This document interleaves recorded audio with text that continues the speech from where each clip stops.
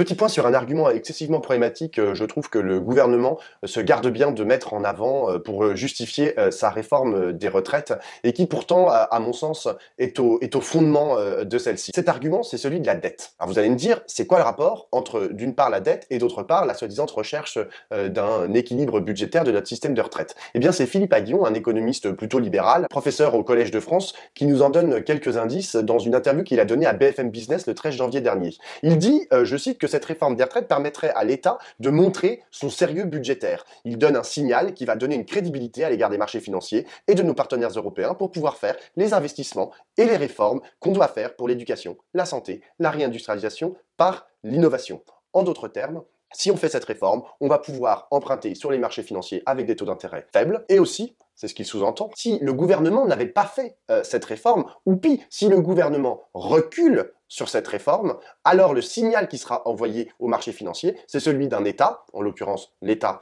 français,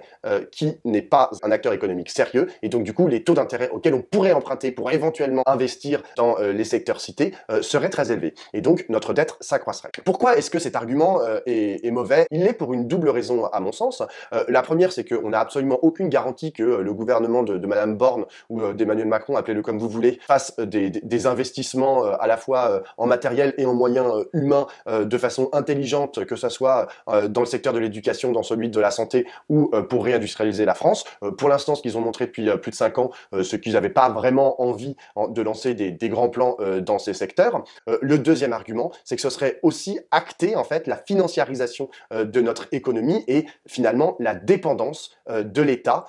et de nos politiques publiques aux marchés financiers, ce qui montre bien que le monde vers lequel veut nous emmener Emmanuel Macron, c'est celui d'une économie toujours plus financiarisée, c'est celui d'un monde toujours plus néolibéral. Se battre contre cette réforme des retraites, c'est bien évidemment se battre pour pouvoir partir à un âge décent à la retraite et avec des pensions dignes, mais c'est aussi se battre contre la proposition d'un monde néolibéral qui ne penserait que le profit et le court terme.